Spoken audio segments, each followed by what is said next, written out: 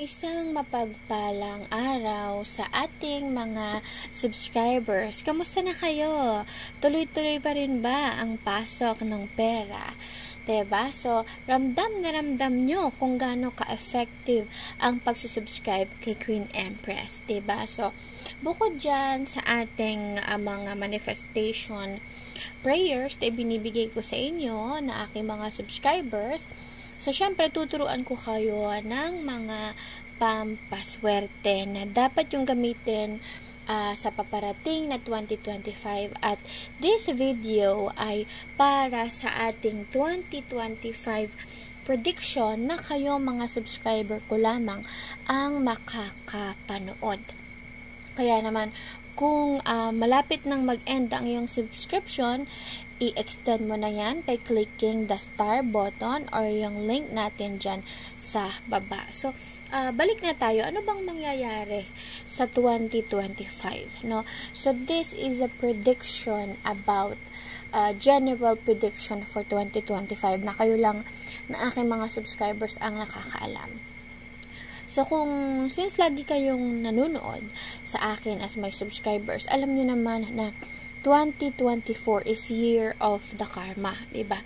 Ibig sabihin ay kung mga nakatakas kayo sa karma nyo ng mga previous years, sinadya or hindi sadya na gawin, ano? So, ngayong 2024 ito, kumbaga talagang magmamanifest. Kaya pansinin nyo, ang bilis ng pasok ng pera sa inyo, pero ang bilis din maubos. Hindi kayo nawawalan ng problema, diba? So, mas matindi ngayon taon, di ba? Kumpara ng mga nakaraang buwan, nakaraang taon, na ito talagang hindi napuputol, di ba? Laging problema ay pera. So, ang year 2025 naman, ay it's a sign ng kung si 2024 ay year of the karma, 2025 is the year that we really have a creator, no? It is a sign na ipaparamdam sa atin ng Panginoon na nandito siya, na magbalik loob tayo sa Kanya.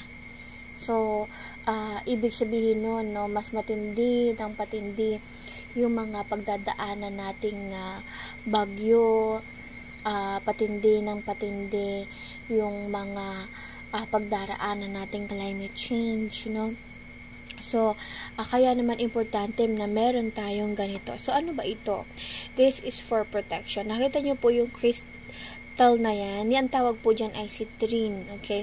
Ito po mga kapatid na aking mga subscriber ay talagang halos pamigay ko lamang po ito sa inyo. Dahil alam nyo naman po napakamahal ng cinnamon, ng rosemary. Ayan po, yung mga nakalagay na nanyan, ano? Na nandyan. Ito po.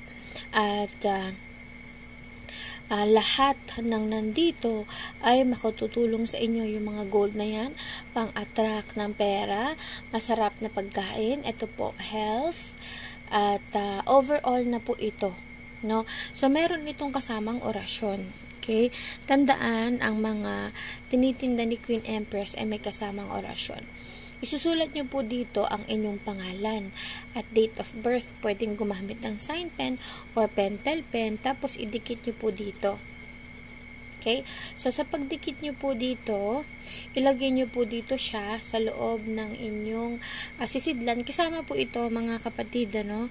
So, nakasale po ito, 99 pesos only, pero ang talagang price po nito ay 200. Kaya unahan po kayo dahil mabilis lang po yan siya na maubos at the same time ay kapag naubos na po yan, babalik na po tayo sa regular na price. So, kung mapapansin nyo mga kapatid, ayan, meron siya mga orasyon. Isusulat nyo po ang inyong complete name, date of birth. Pwede nyo siyang buksan.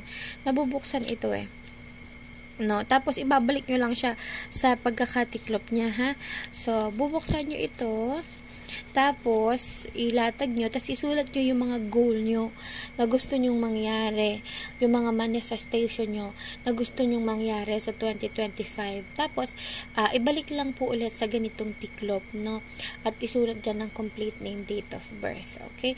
So, ganun lang po kasimple, mga kapatid. Ito po ay protection, pwede nyo pong ilagay sa side ng inyong bed, sa silangan ng inyong bahay. Ganyan po siya sa east po ng inyong kwarto. Doon nyo po ito ilagay. So, andyan po ang cinnamon, citrine, rosemary, at iba't iba pa pong herbs na pangontra po sa lahat. So, hindi naman po ibig sabihin nun ay kumbaga hindi na kayo magkakaroon ng problema. Diba? Sa buong 2025. Kumbaga at least malilimitahan po niya yung mga problema na kaya namang iwasan, ilalayo na po niya yun sa inyo, lalo na po yung mga sakit, no?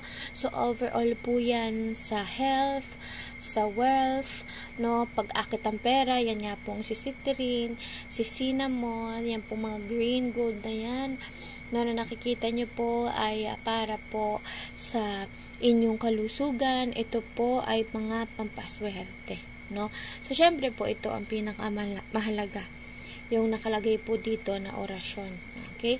So, sealed nyo lang pong ganyan. Hindi nyo na po siya kailangan pang buksan, no, na ganyan. Nabubuksan po ito eh. So, hindi nyo na po siya kailangan buksan. Ayan po yung proof na meron niyang cinnamon, ano. Alam nyo naman mga kapatid, mahal lang. Cinnamon pa lang, mahal na. Di po ba? Tsaka citrine pa lang. So, ito po natatanggal po siya, no? So, pwede nyo po siyang ilagay po dito sa inyong kwarto, yung pong ganyan, pang kontra bad spirit, no? So, pwede nyo naman din po siyang isama dito, na ganyan na, wala pong problema, no? Kayo po ang bahala kung paghihiwalayin nyo sila. Ito pwede to sa kwarto nyo. Sabit nyo dun sa pintuan ng kwarto nyo or sa may bed nyo, kung may sabitan yung bed nyo, yung design ng bed frame nyo, ayan, pwede po yan. Okay? Ayan, para hindi po kayo, kumbaga, mahirapan na pangungutin matulog, yan pong ganyan. Okay? At makaiwas po sa anumang masasama habang kayo ay tulog. I-click lang po ang yellow basket, nandyan po yan. Maraming salamat mga kapatid.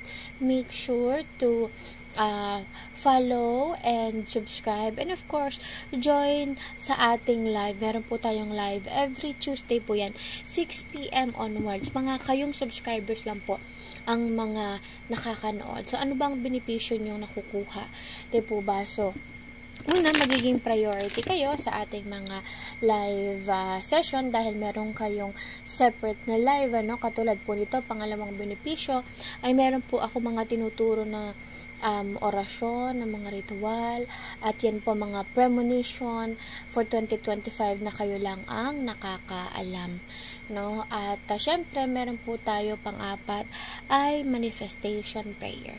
Okay, maraming salamat mga kapatid.